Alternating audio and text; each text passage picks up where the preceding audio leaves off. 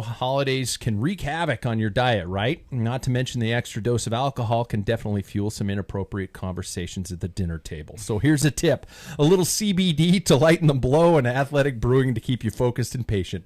Great flavor, non-alcohol. Use the Athletic Brewing link at Packfiller today. So let's do this. This is usually where I play the theme, but I don't like doing that when I have a caller on the line because I think it just might blast that caller out of there. So if the theme's being played right now, that means I put it in post, and I actually edited a podcast for the first time.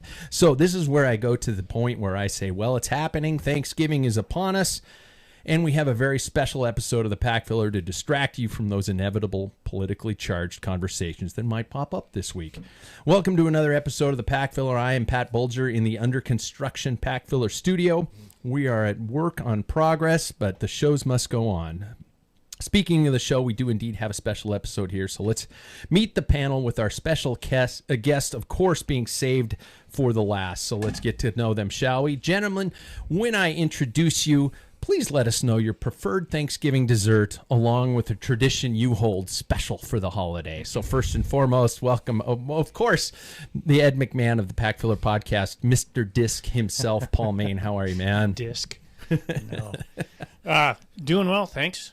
It's been a while. Yeah? A week. It has. We took a week off. Yeah, exactly. So Thanksgiving dessert and tradition. Tradition, usually after dinner, laying down on my back, feeling terrible. Okay. Dessert. I liked Marionberry pie. Marionberry. Yeah, wow, that's not very... Yeah, I know. Super odd. Yeah. But I'm having prime rib. See, that's even more messed up. No. Wow. Man. Because I only eat what I like. Yeah. And a lot of it. All right. Yeah. Second in the panel, Mr. Needs a New Road Bike. Jack Broadhead, how are you, man? I'm good. No new road bike yet? Not yet. Nobody makes them. Still cruising around on 1992. It's 2010. Okay. Favorite Thanksgiving dessert and tradition, Jack? Apple pie and turkey trot. Apple pie. Oh, yeah. The turkey trot. We'll start our day with trot. a little activity. Very nice. Third, Mr. Youth is fleeting. Use it while you can. Jackson Bulger, how are you, man? Doing well. I couldn't agree more with that. Let's see. Favorite Thanksgiving dessert. We have been recently doing cherry pie. That's my favorite pie. Okay. You're the No, one. it's just- I have dinner at your house. And then tradition. Man. This has got to sound terrible. I really love the parade. I don't know what it is, but I love a good 15 minutes of the parade. I have nothing. Then after a while, it gets boring, and then you just forget about it. Sleep through the tryptophan. Yep. Very nice. All right, you guys. Our special guest is, this is. I hope I get it all. I could go to the entire show with just his introduction. Founder and CEO of Carmichael Training Systems. He was a member of the 1984 U.S. Olympic cycling team, the 7-Eleven professional team, Schwinn Wheaties professional cycling team. His coaching positions are legendary, and the list of victories by CTS coach athletes are too long to mention. Author of multiple best-selling books and a true pioneer in the sport, and especially how it is approached. So let's welcome. We had him on the show, I guess, about a while ago. Yeah, welcome back to the show, the one and only Chris Carmichael. How are you, sir? I'm doing well, Pat. I appreciate you having me back on. Yeah. So do you have a Thanksgiving dessert treat and tradition at all? Yes, I do. Pecan pie. Absolutely my favorite Thanksgiving dessert with a nice big scoop of vanilla ice cream. And it's actually my favorite Christmas dessert as well. It's my favorite dessert anytime. A nice homemade pecan pie with a scoop of vanilla ice cream. You heat up the pie, put the ice cream on top. It slowly melts, and there's nothing better in my process book. to this. Yeah. As far as a tradition, I think I like to ride my bike on Thanksgiving because I like to know I'm blowing through some calories so I can, not feel too bad when I sit down and overindulge and eat as much as I can to where I have to lay down and just watch the rest of the football games on laying down on the couch or something, you know. But that's so I definitely try to get out and ride.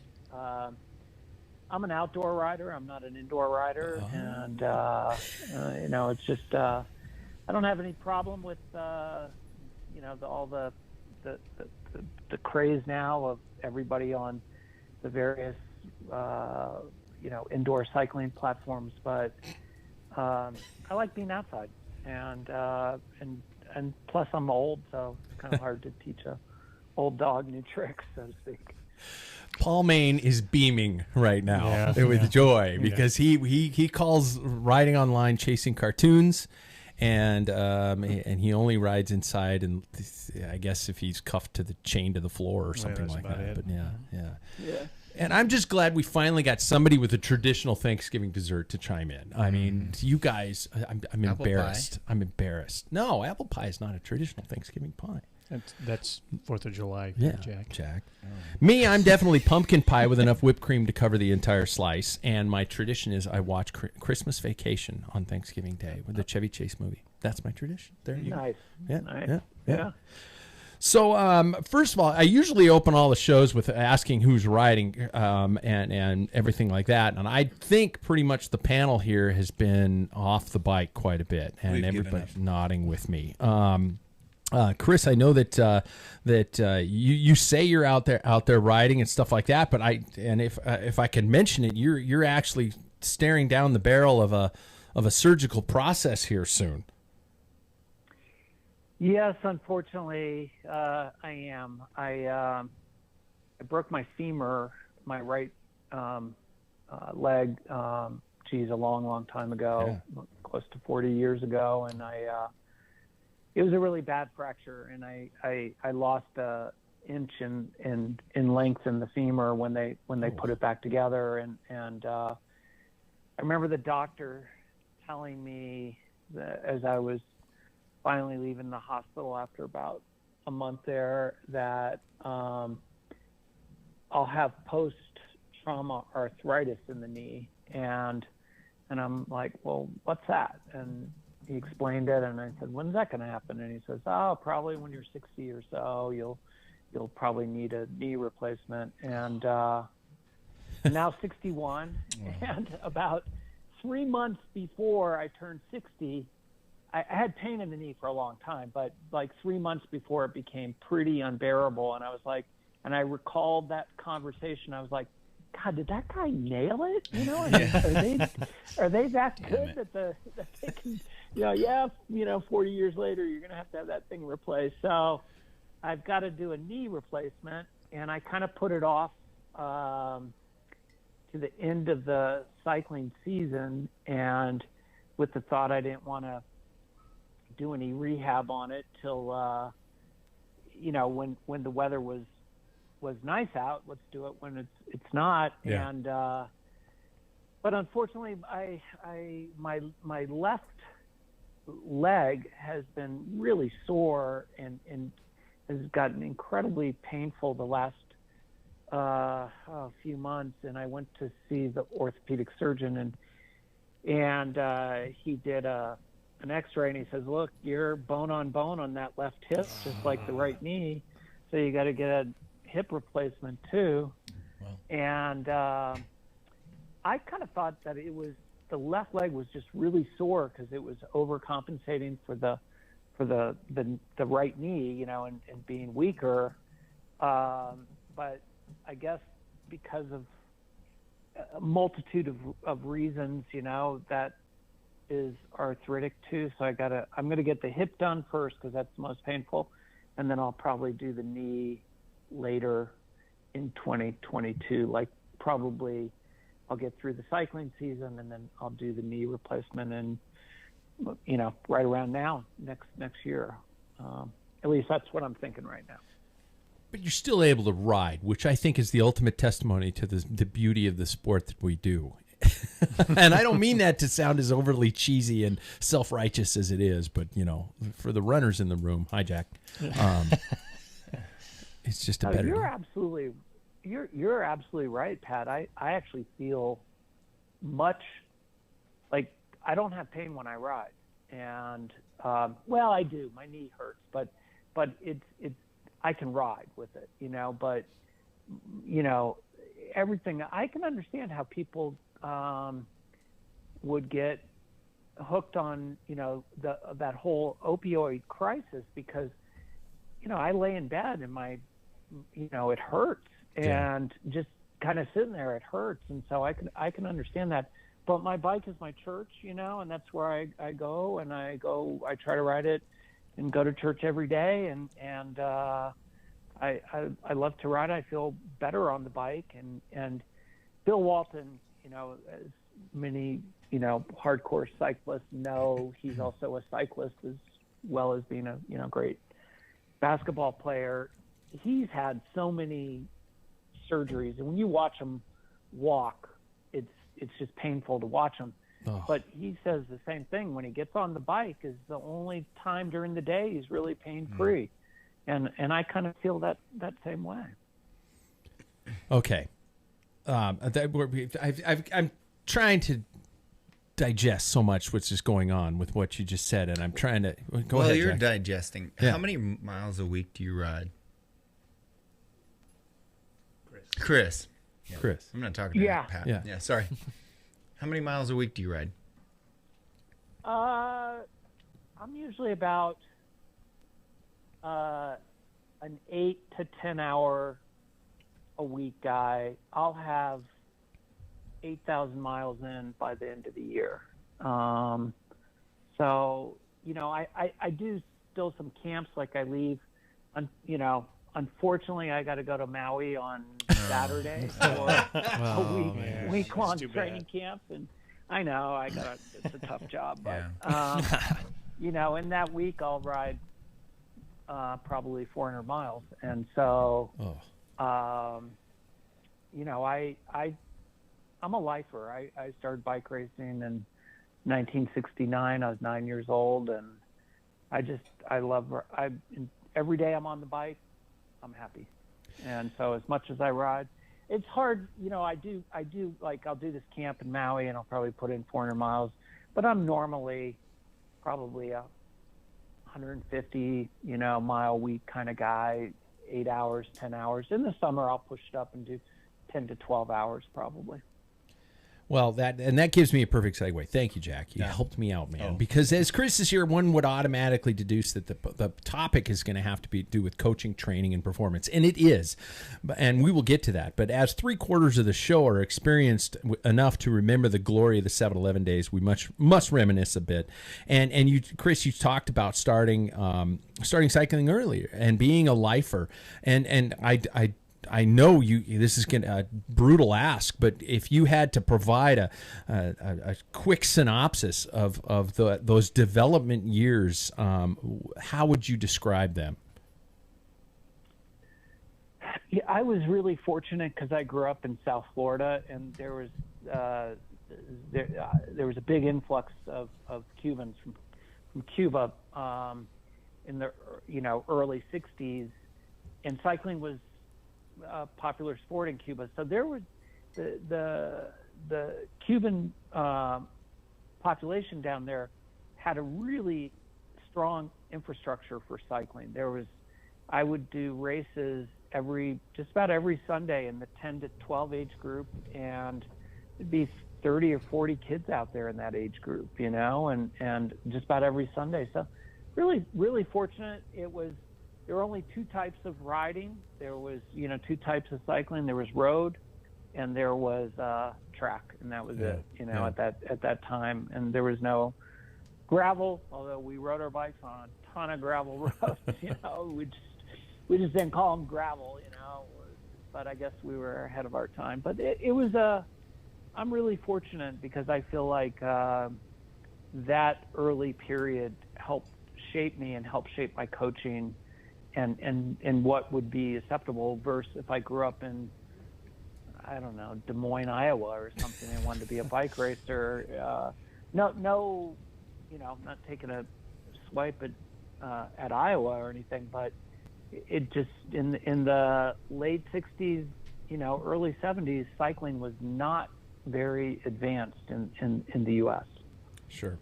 And your development came across, I mean, you through your junior years, which were pretty exceptional as terms of cycling development would go, and then you actually raced as an amateur for a Dutch team, Gazelle, correct? I did. I lived in Holland and Belgium for I don't know, from about 19 to 22, 23, most of the cycling season. I'd come back and forth. Sure. But I rode for the Gazelle team. I rode for a couple other Dutch and Belgium club teams.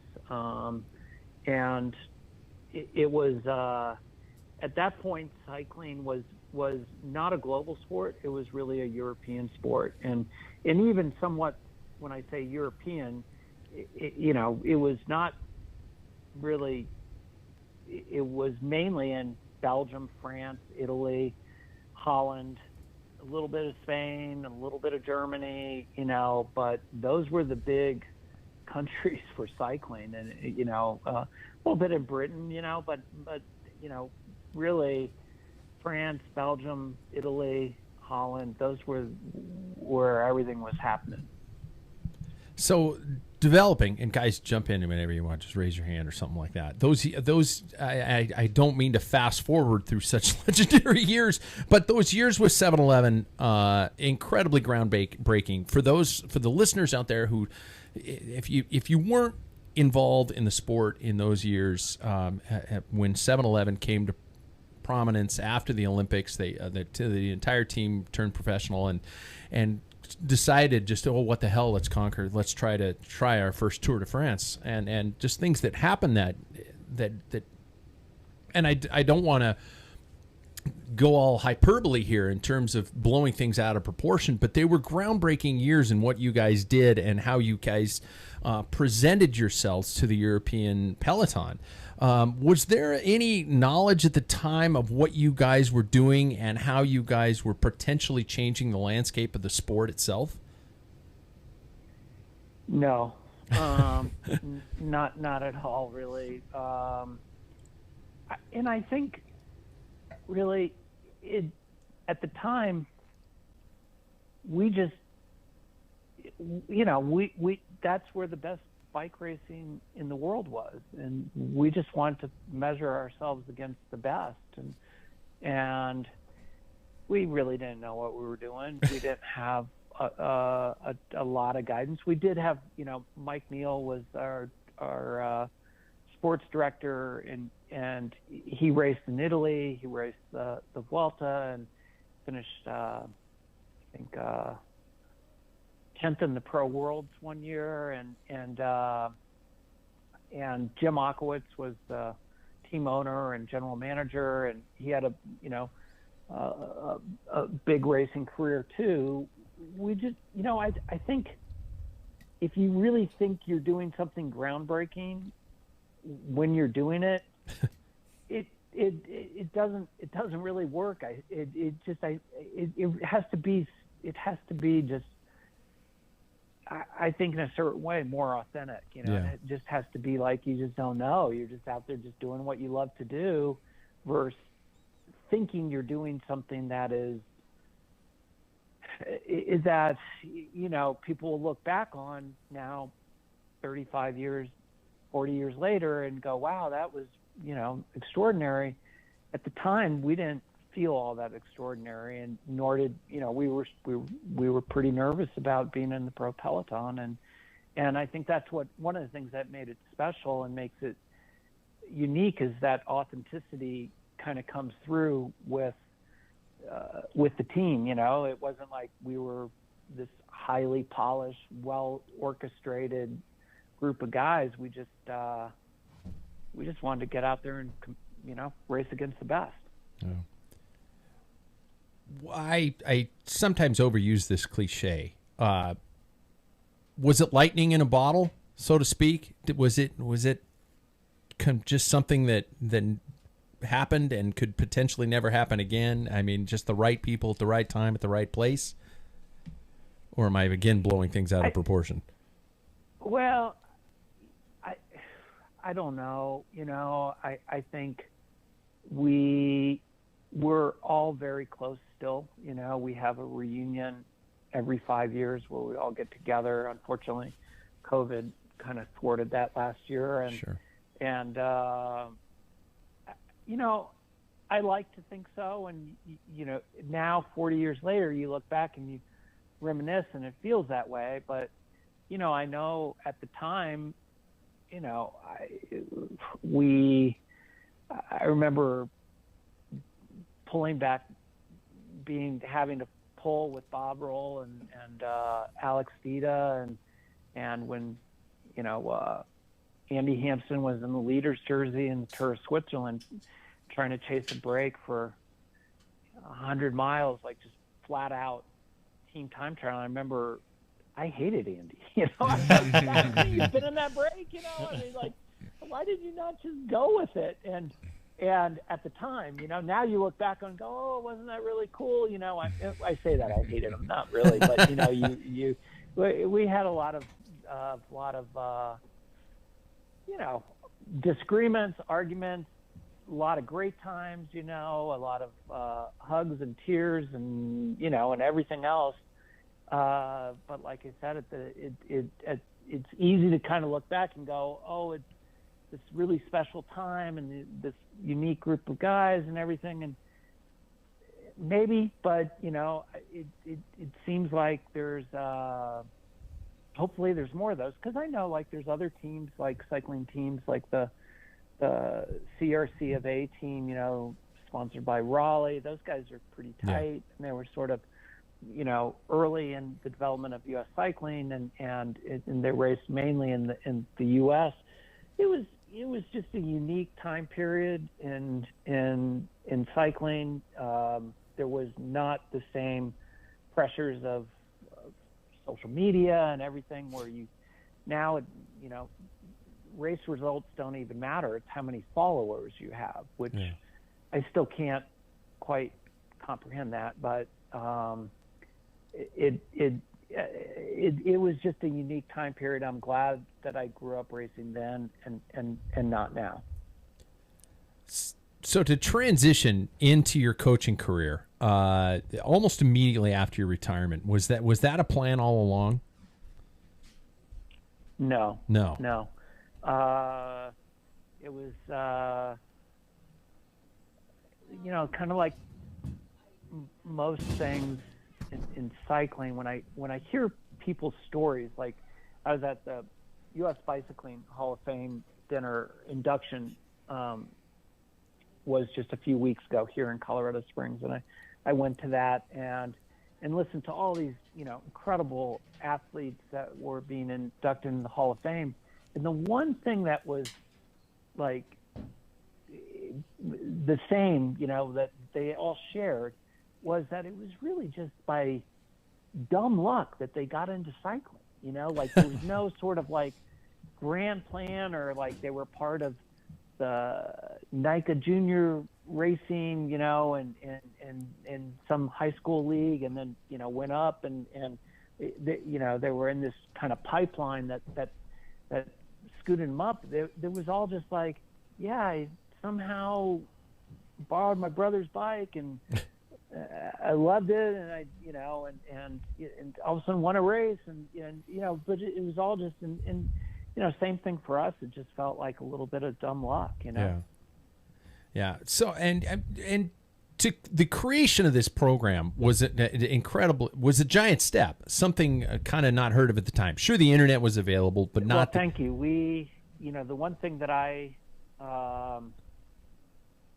when I was an athlete, I remember being on the national team, and Eddie B was a huge influence on most of us in that generation, and he was a very good coach, and there was like every coach, there's pluses and minuses, but you know, if you look at the athletes that he developed and played a role in their development, they'll all, you know, raise their hand and say, yeah, Eddie was a great influence and great coach for them. And I believe the same. But, you know, it was outside of that, the coaches that were in cycling, they were just basically warm bodies, you know. And if you were on a national trip and you, it was, you know, 2:00 in the morning, you had diarrhea or throwing up, and you'd go to the coach's room, knock on the door, they wouldn't be there. They'd be at the bar, you know. And so, you know, I vowed when I got into the national team program coaching that I wanted to make sure that no athletes experience that same sort of thing when I was there. And so I brought a lot of sports science into our programs. I got a lot of exercise physiologists hired and engaged. I got aerodynamics specialists, biomechanists, and we were kind of on the cusp of an explosion of science in cycling, and a lot of the kind of best practices that are in use today were pioneered back from the mid 90s when I was at US Cycling. And some of the, you know, great sports scientists we had in the program, Dr. Ed Burke, who unfortunately passed away quite a few years ago, but he was involved in Eddie's team in 1984, and we got a lot of other sports scientists, exercise physiologists involved, and they brought so much science into our cycling program that still lives on today, which is kind of cool. Your list of clients, from Lance to Katerina Nash, Dean Karnazes, how do you approach athletes of such calibers? Well, many of us on the outside would think that these highly, you know, professional athletes, they know what to do. They know how to approach their careers, and they know, you know, oh, I got this, you know, I'm just going to do what my job is. But there's so much more detail that goes into it. How do you approach these incredibly elite athletes who come to you saying, I need that extra edge, I need those types of performance benefits? Sure. Some of the elite athletes I worked with very early in their career while they were kind of emerging elite, you know, and from Bobby Julich to Lance Armstrong, George Hincapie, and at that time they were just kind of the best juniors advancing into the next level up to the senior ranks. And so it was somewhat easier because they had not achieved you know, the levels that they did in the sport. So in that way, it was really easy to get embedded in sort of their lives, their cycling lives, and that's what you needed to do, because I remember taking these guys to Mountain Chalet here in Colorado Springs and getting them, you know, winter gloves and booties and things like that they're like, well, we're going to Italy to race, and it's March, won't it be warm? It's like, no, it's going to be cold, trust me. And they had no idea. They, you know, and in just kind of getting, you know, the first step is the sort of trying to get them embedded in the culture, and not always looking to, like, okay, how much longer? You know, I got 3 more stage races, and then we go back to the U.S. and I can't wait to get back. It's like, no, you have to look at it differently. You have to look at, this is where you are right now. This is where you live right now. You need to adapt to this environment. And adaptation is really the key to success in any sport.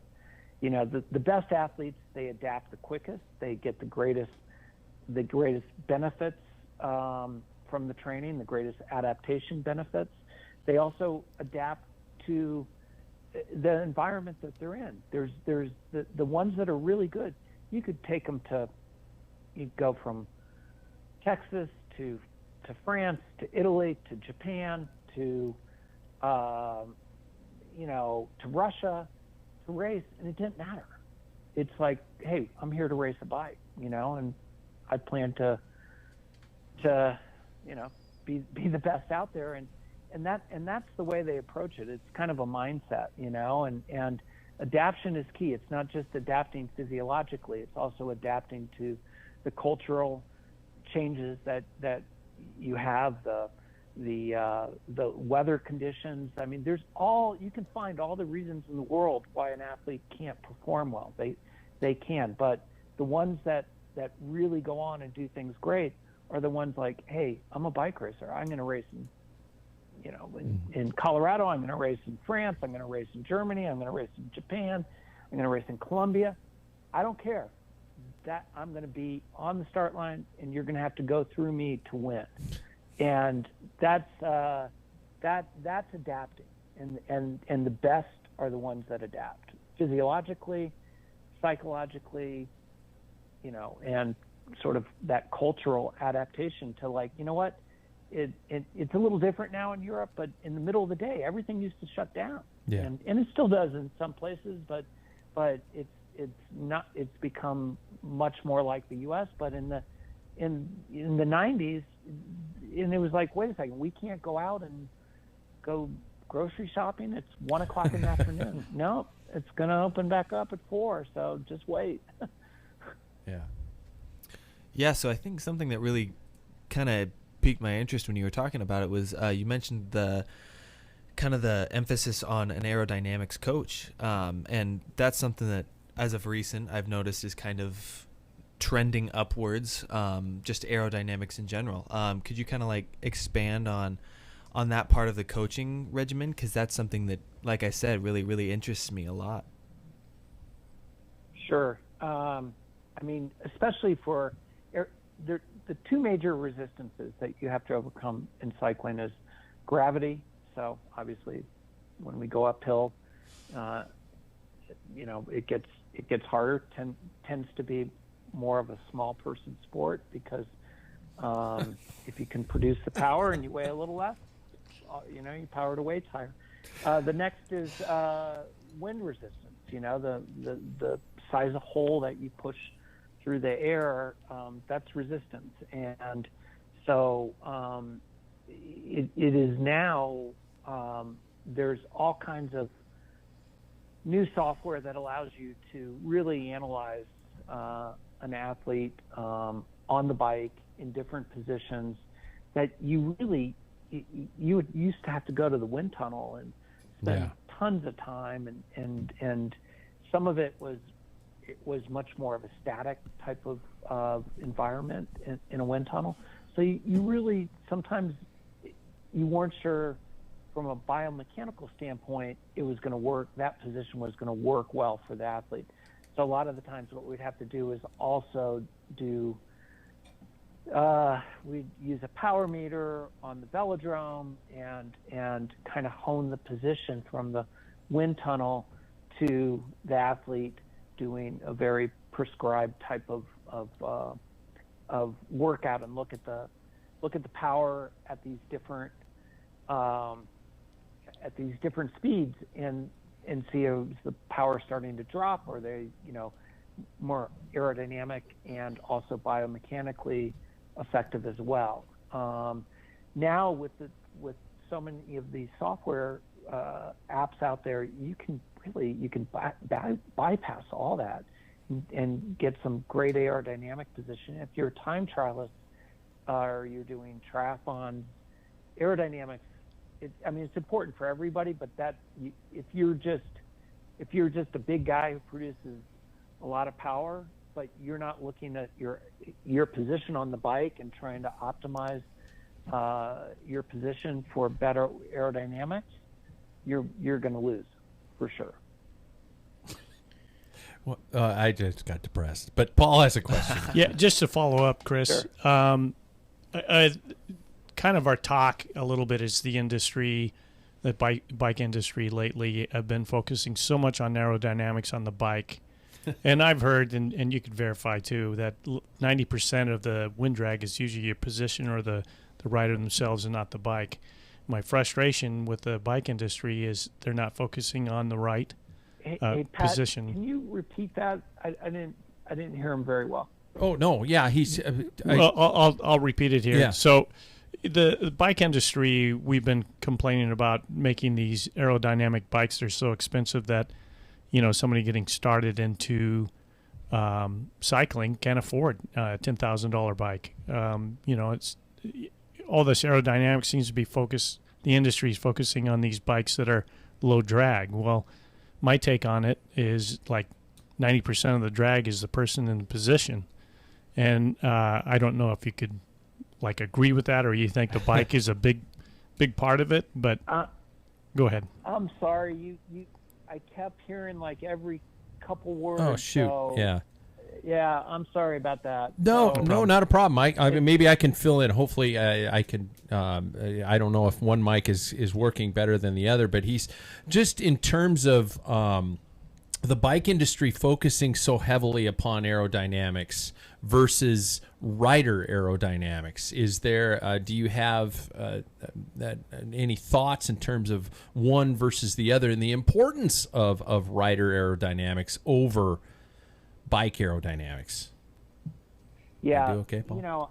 I mean, the greatest drag is the person on the bike.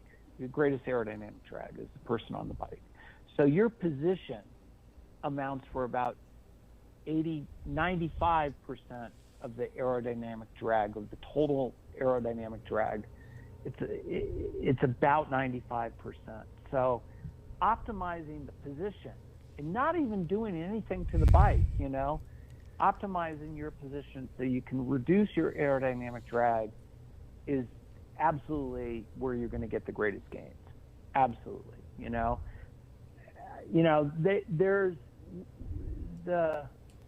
we all like the new shiny, newest thing, oh, this helmet has no vents, and oh, this helmet has a ton of vents, and it just depends upon the year that all these things come out.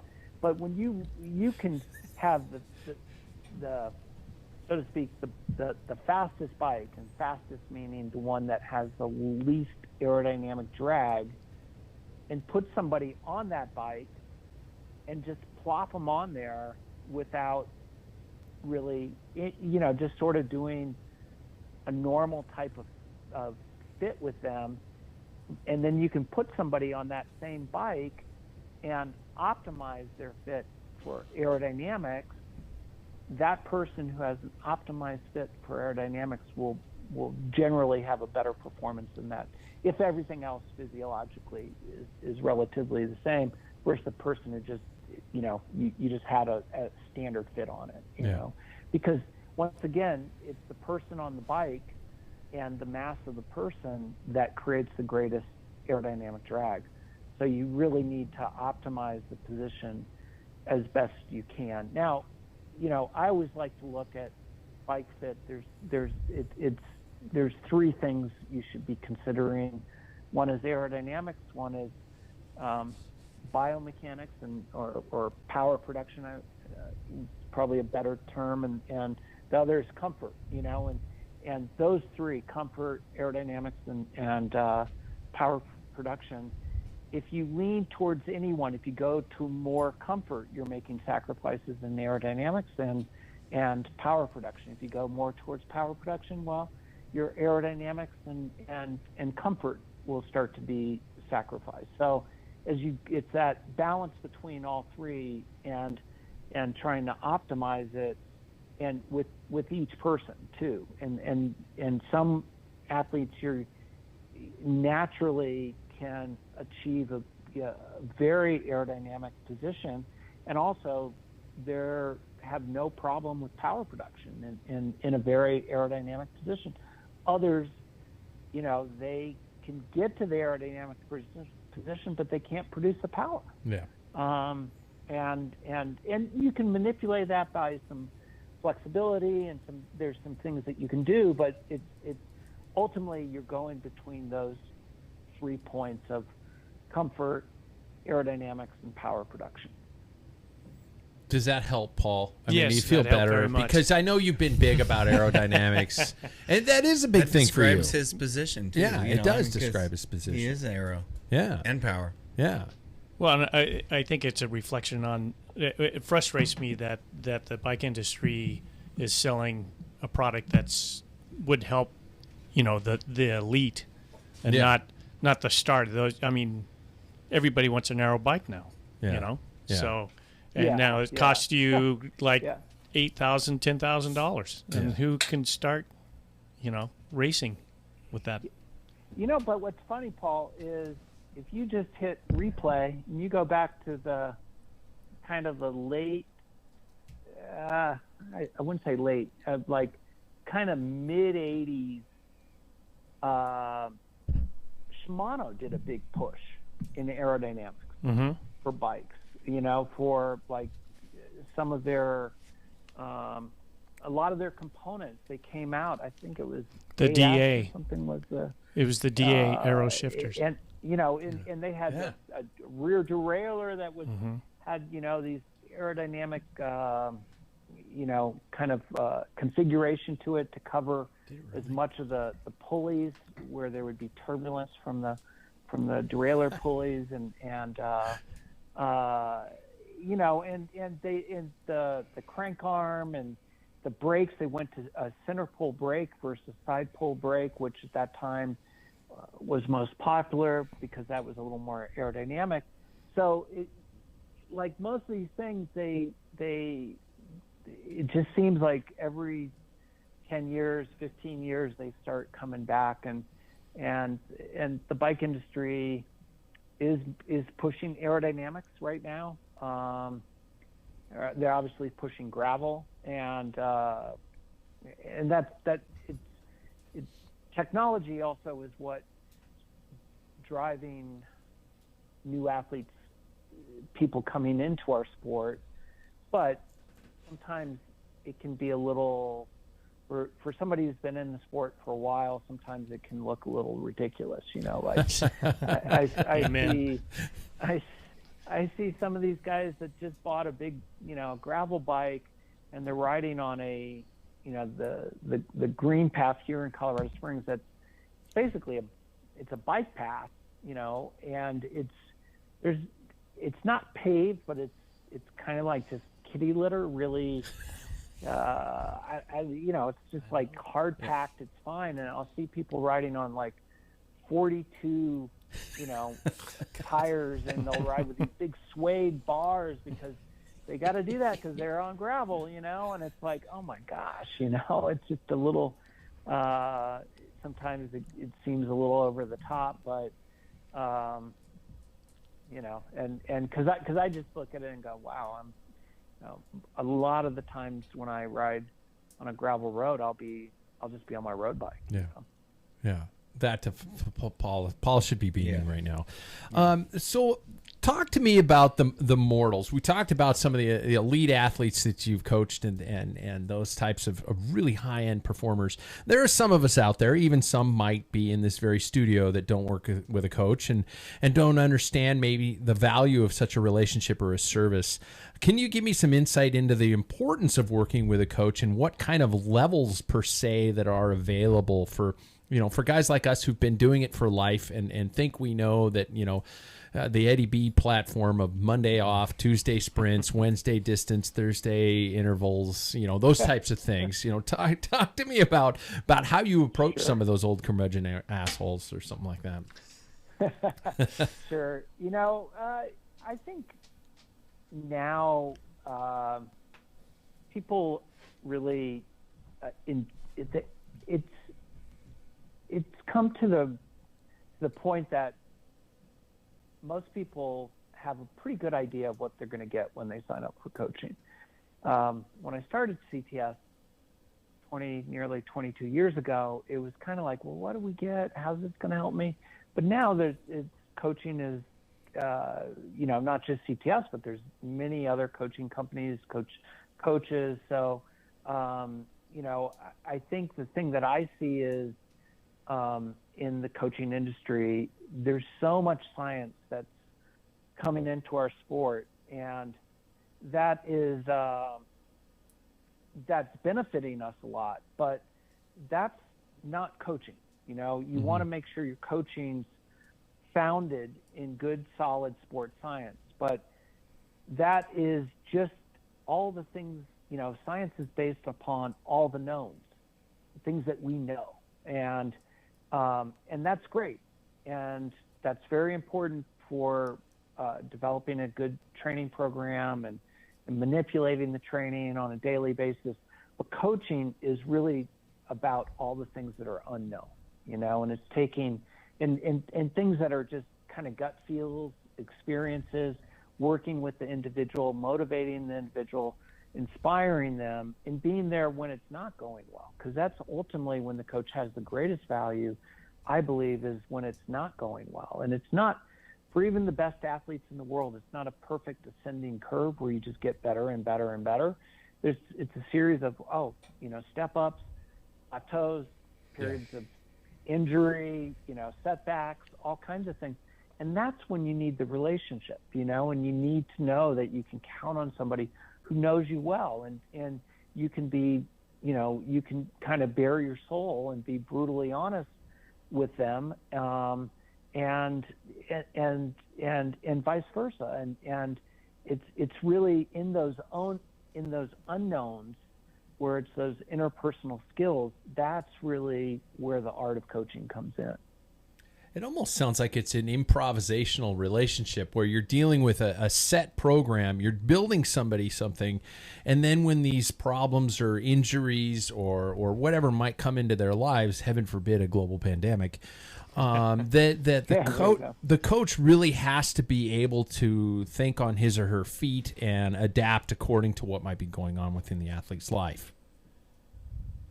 Absolutely. And you have to, it's just, each athlete's different, what motivates one is a disincentive for the other. And some need, it's therapy. It's psychology, for sure. It is, but it's intertwined in their activity. It's intertwined in what they're engaged with, which is training and racing. And there's athletes that perpetually always under-deliver, and they have the physiology, they have the gifts, they have everything, they do the work, they more than do the work, and they're always under-delivering on their performances when it comes to their race. Then there's athletes who always over-deliver, they've kind of, so and so you have to ask yourself, how do you work with each one of these? Because they all want coaching, and so you gotta, as I say, that's where that art of coaching comes into play. I remember the Time Crunch Cyclist. I remember buying that book, and I think that was about the time that you and I had our first talk on this show, and how it changed my perspective. I said earlier that I grew up on the Eddie B, Greg LeMond plan, which was a lot of that kind of stuff, base miles, and then you build speed work on top of it and those types of things. That book changed that to a great degree. So I'd like to ask you about, first of all, the research that went into that book and how you approach athletes, like a lot of people who listen to this show, who work for a living, who have families, who will do all these types of things, and how they can approach the sport on a realistic timetable and still be able to accomplish some of the things they're striving for. Well, let me first say that getting in, great base miles, or what we call foundation miles, there's a lot of value from a physiological standpoint that really can't be replaced, and needs to be there. But and here's the big but, is most of us don't have the time to be able to do that. Yeah. And sure, that's easy if you're paid to race your bike, and then you can go out and do 5, 6, 7 hours, 5, 6 days a week. Sure, that's great, but most of us struggle to get in 8 hours on the bike in a week, and you get a good 2-hour, 3-hour ride in on one of the weekend days, and then you're trying to fill in from there with maybe Tuesday and Thursday you get out, and maybe a bit on Friday, and so it's doing foundation miles at that low intensity level for that short a period of time, that short a duration of doing, let's say, just a 2-hour ride, riding at a easy to moderate pace. There's not going to be enough training stress to get a physiological adaptation from that. And if you made it 4, 5, 6 hours, now it obviously depends upon the athlete's level. Sure. If they're just starting off versus are more conditioned. But for most of us who are an avid cyclist, we're riding between 6 and 10 hours a week. So getting in a 2-hour base ride, that's not enough to give you what the physiological adaptations you would want to see occur, the changes in the mitochondria and things like that. That's just not enough training load. So we kind of flipped it on its head and said, listen, if you are what we call a time crunch cyclist, somebody who has 6 to 10 hours a week to train, then why do base miles? Why not do something that's going to improve your VO2 max or your power at lactate threshold? Doing base miles to get, better fuel utilization, changes in the mitochondria, things like that to occur in a 2-hour ride. Yeah, maybe if you were able to do a 4, 5, 6-hour ride and do that, where you're doing 15 to 25 hours a week for weeks at a time, yes, you'll get those changes. You'll get those adaptations. But most of us don't have the time. So let's focus on improving our VO2 max, and let's focus on improving our power at your lactate threshold. And if we do that, you'll perform better. Flat out, you'll ride faster. You'll be more comfortable and more efficient. Now, you'll have some limitations, longer events. If you're doing a 100-mile race, yeah, you're going to be definitely out of your comfort zone. Yeah. But if you've improved your VO2 max and your power at lactate thresholds higher, you'll perform better than somebody who's doing a lot of 100-mile rides who never stresses those energy systems. It's a painful training plan. I'm not gonna lie. It is something where you're really you're stressing yourself. But and you emphasize in the book the importance of focusing on timelines and planning ahead and doing this in a cyclical process. Yeah, exactly. It is. But recovery is also that's the only way you adapt. That's the only way you get faster or stronger is during the recovery period, not while you're training hard. It's during the recovery period. So the other good reason for this training is if you have a power meter and you can upload that to Training Peaks or a lot of other softwares out there, you can clearly see in those intervals, because it's not like when you look at a 6-hour foundation base miles ride. It's just a moderate easy ride. You're not going to see those adaptations in your training file, but improving your VO2 max or your power at threshold, very easy to break down those files and look at those intervals and see, are you continuing to adapt? Are you starting to flatten out? Do you need to get more of a recovery cycle in? very easy to manipulate your training basically on a daily basis after those workouts. Like, okay, I can keep doing, I should increase the duration of these intervals versus increasing the power, or I should increase the power and shorten the duration of those intervals. Very easy to come to those conclusions by looking at those power files versus, I'm doing foundation miles. What are you looking for to see if that person's adapting in that power file? Not as easy to identify by any means. Well, it's good to know that there's something like that out there, because I'm coming recently off of being in college. You got all the time in the world, especially in COVID. Not to be thankful for a pandemic or anything, for Christ's sake, but I had all that time in the world, and now I'm moving into that 9 to 5, or in my case 7:30 to 8-4-ish job. And so it's good to know that there's something like this out there for people who don't necessarily know how to get into the routine of being an adult. There you go. Yeah. So, but before we kind of, guys, again, please feel free to chime in. And but I kind of want to end this topic alone could be like 30 episodes or 12 books talking about the issue of diet. We're staring down the barrel of Thanksgiving ahead, and I've said on the show many a times, making sure I lose and try to maintain some sort of riding weight is something that's really important to me.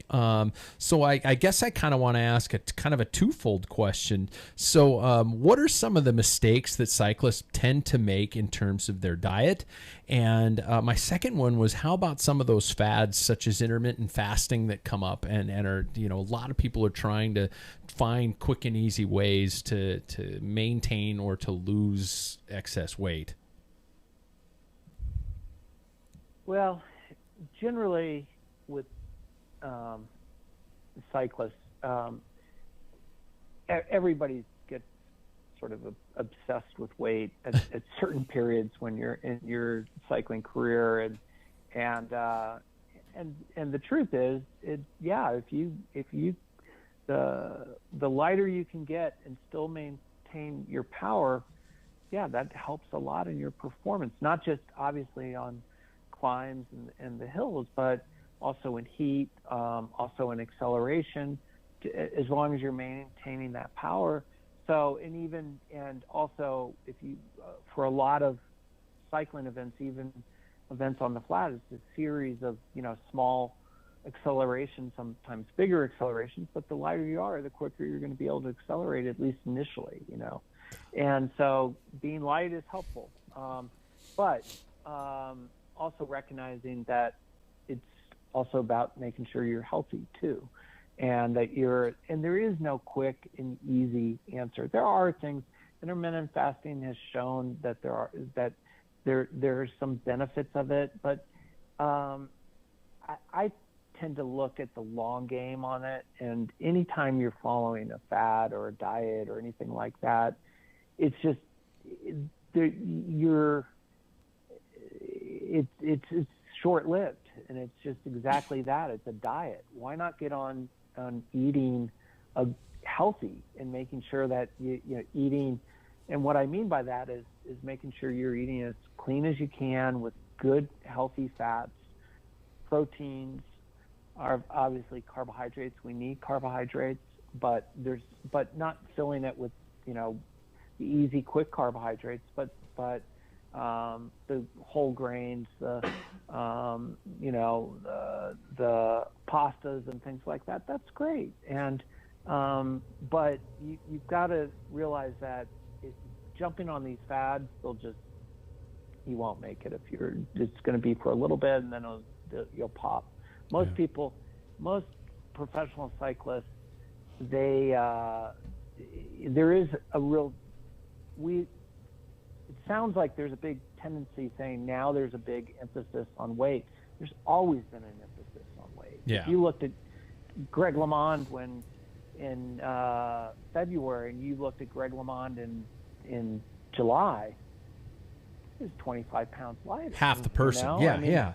Yeah, same thing with Hino, same thing with Fignon. It's just there's always been an emphasis, and so I think it might. Now we have more ways to measure it, so more ways in which to get as lean as possible and maintain the power output. But usually, that's a relatively short period of time that a cyclist gets like that, and then they put a little more extra weight back on and they're doing fine. Should I ask about alcohol in a cyclist diet, or should I just blow it off? Well, it's bringing, that's one of the things when you asked about what are some of the quick fixes is, you're getting a lot of calories whenever you're having a glass of wine or beer. We tend to drink. Beer usually has less calories than wine. We drink less wine though, but it's still, a glass of wine is generally about 90 calories, and so do you stop on one glass of wine, or does one become two and sometimes three, and you're just taking in calories that are not, there's no benefit at all. Yeah. And it's impairing probably your sleep cycles as well. So it's kind of what I say is get rid of the nutrition clutter, cut out the alcohol, cut out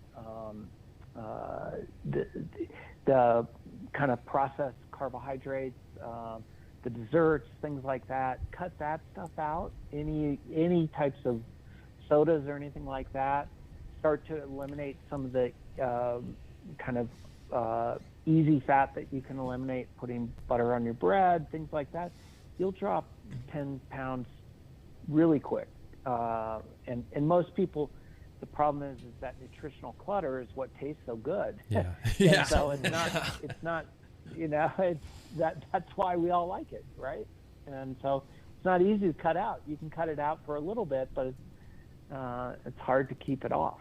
Who was the pro team this year during the tour? Was it DSM that was monitoring their intake of calories during the stage to determine what went in the feed bag and what they ate for dinner afterwards? Really? Was that? I think it was. I think it was DSM. Yeah. I don't know, Jumbo. Yeah, they've That's gotten extreme. so, I mean, that during a grand tour, it just doesn't seem like it would be a factor. I could see during training up to the grand tour, but not like limiting a guy that's just completed a 100-mile stage. Yeah.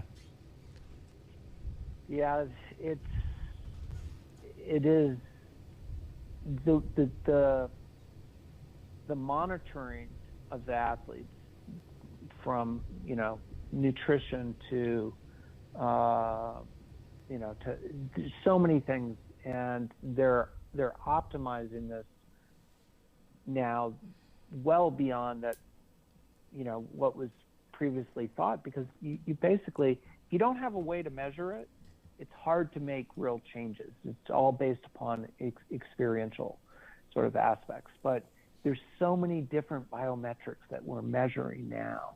And so now that you're able to change them, measure it, you can manipulate it to get, Sure. a different measurement. So it's just normal that it's like, if you look at the positions, look at the bars now. Everybody's going to these narrow bars. They're doing it on the track. They're doing it on the road now. Just the bars have gotten so narrow. You think back to Eddie Merckx, and it was like Cinelli, Champion del Mundo's 44s, big wide bars, and that was the thought. You need the wide bars for the leverage and everything. But you look at how they've narrowed up the handlebars.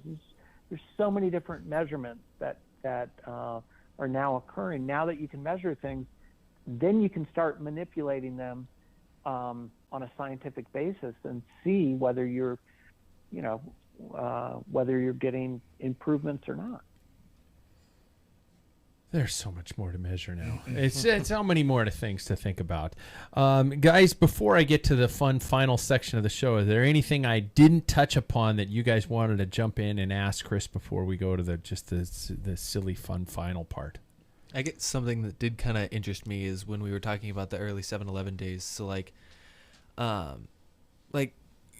going to those first the tours, we talk a lot about like the hierarchy of the peloton of what it used to be. What was it like kind of entering into those spaces? Was it like, oh, who are these American guys, or what was that atmosphere like in the beginning? The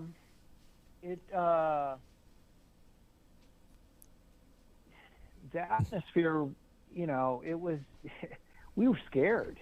I don't know. Like at the beginning, everybody was just nervous. We didn't want to be the weirdos that were, caused any problems, because there weren't other Americans there. There was a few Brits and smatterings of a few Australians, and that was about it. And so, and we looked up to these guys, and like Francisco Moser and Bernard Hinault and Laurent Fignon, and we just didn't want to knock one of them over, so, but it was, I would say, I just remember that we also wanted to win, and that was clear, because every race, it was like, how could we win this race? That's what we talked about at the team. We had our meetings usually in the morning before the stage, and Mike Neal, the director, always liked to do that because he didn't want people getting nervous about the next day's stage when they're wrapped up and for the day. So we always talked about how could we win this stage or this race, whether we really had anybody. Many times we would say, well, we don't have a way, we're not going to have,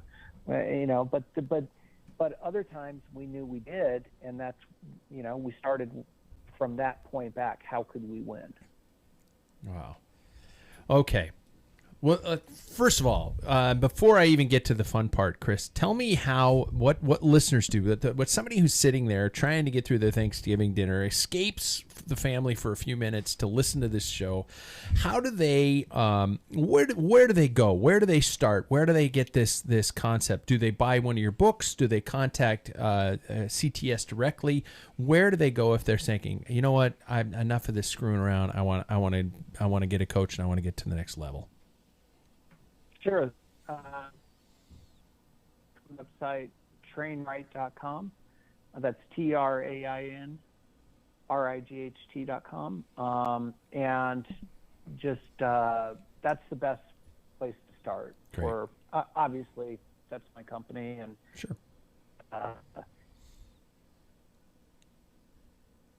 We have 1-800 number there you can call and talk to our athlete service manager, and we'd be happy to explain what we do. We also have a new membership plan that's $12 a month, and you have a bunch of over 800 workouts to choose from, and videos and all sorts of cool things like that.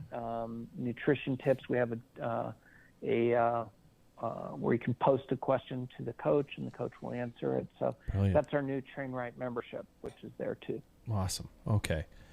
Well, let's have some fun. On my panel, gentlemen, you've hopefully got to know Chris over the time. A lot of you guys have we've all been dealing with his career for this far, and we've all been interested in everything that's going on. So our fun final game that we like to entertain our listeners with, beyond the incredible content we provided in the show, was what I call "What Would Chris Say?" So we're going to do this, and I'm going to ask each member of the panel quickly to say what they think Chris Carmichael would respond to, how he would respond to in these following questions. And you guys get to keep track of your own points, and you guys get to figure out who wins the game of understanding the mind of Chris Carmichael best. Okay, so and then what we'll do is we'll go Paul, Jack, Jackson, and then Chris can say truly his opinions on that specific matter. And Chris is the only one that gets to expand on his thought process because he's the guest.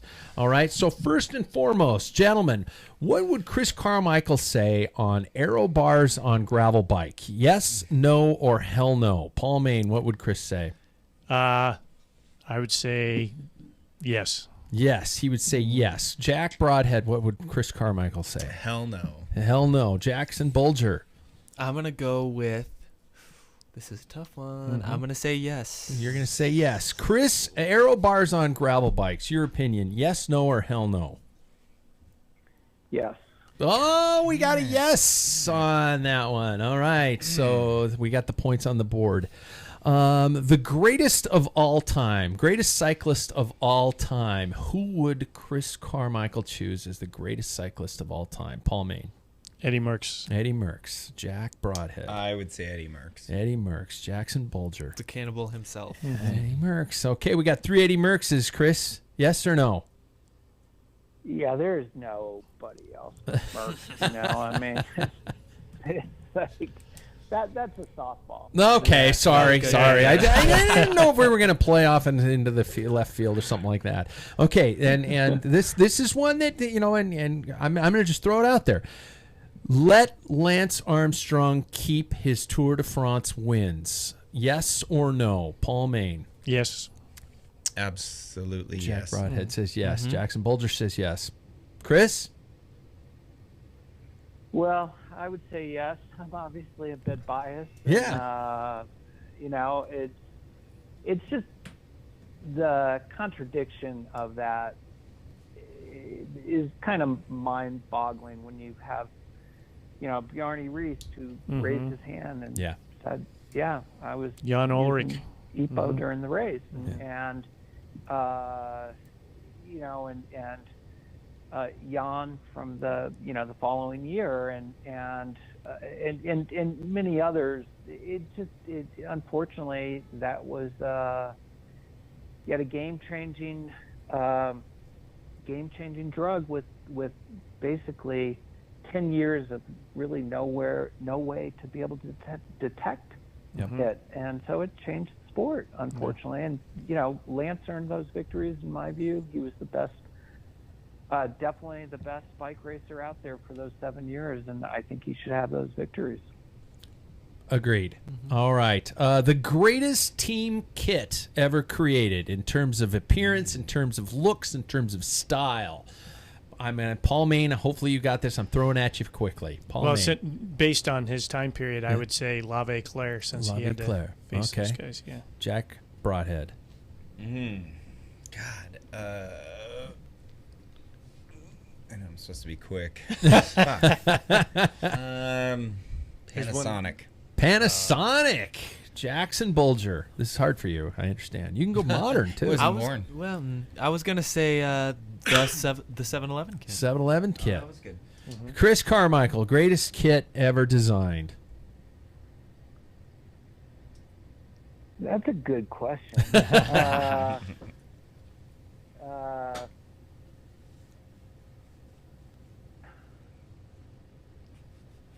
I think, that old Bianchi jersey. Yeah. That's pretty. That's pretty. Fastio copy.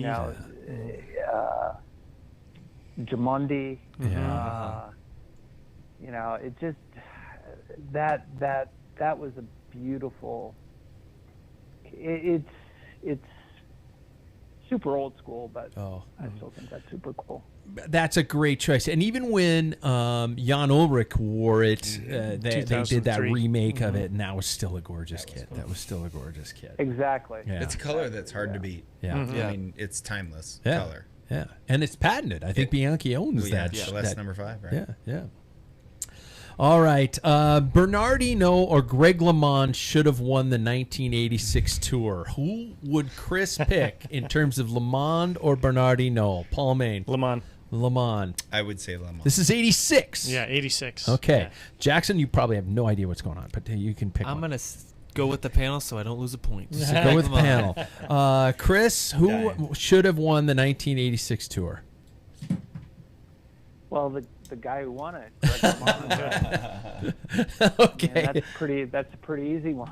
Those battles that were just so intense. And was it the 85 Tour where had the crash, and that was where the gigantic battle back and forth became, that should LeMond have been able to go ahead and those types of things? You got a theory on that one? The 85? I that's actually that's another good question. Greg, I'm surprised Greg held back. I think he could have won the 85 tour for sure. I'm surprised he held back, and I'm even I still kind of have a hard time believing, Greg didn't really know going into 86. It's like, wait, the guy's won 5 tours. Nobody's won more than 5 tours. This is going to be his last year. Is he really going to work for me? And, are you really not? It's like, I think that was doomed before it even got to the start line of the tour. I mean, it was like, look, he was going to ride his own race regardless. Yeah. And Greg was a better bike racer and coming up. I mean, was at the end of his career. Greg was just at really kind of the beginning, and he was a damn good bike racer, that's for sure. Yeah. All right, I got 4 questions left. This next one. Is steel real? Yes or no? Is steel still real with Chris Carmichael, Paul Main? I'll say yes. Yes. Jack? Technology. No. No. Jackson Bulger? I think yes. Okay. Chris, is steel still real? Well, I love a steel bike, so I'll say steel's still real. I ride a carbon bike. I ride a wonderful carbon Canyon Ultimate, and it's awesome. But I grew up on racing steel bikes, so it's just I have fond memories of them. All right, we're getting down there. The UCI's involvement in gravel. Yes, no, or hell no? Paul Main. I say yes. Paul says yes. Jack Broadhead. I say hell no. I'm going down. Hell no. Jackson Bulger. For personal reasons, hell no. Chris is UCI should be involved in gravel. Yes, no, or hell no? I say yes. Okay, say yes. Yeah. I mean, the kind of gravel feels a little bit like mountain biking did in the 90s, and when you get that rainbow jersey, and it happened when with mountain biking, sure, and yeah. when and I think it's Just to say, but look, that's true. You're already seeing the growing pains of it. Yeah. It's like there's unspoken rules of gravel, but when somebody, breaks the spirit of gravel, it's like, it's kind of, if you're going to have that, you can't have, all the resources that go into it and then not have, the regulations and things that are, and the way of really recognizing it is the biggest governing body in international cycling recognizes it with a world championship. Oh, Jesus. It's true. It's true. It depresses me, but it's very, very true. Yeah. All right.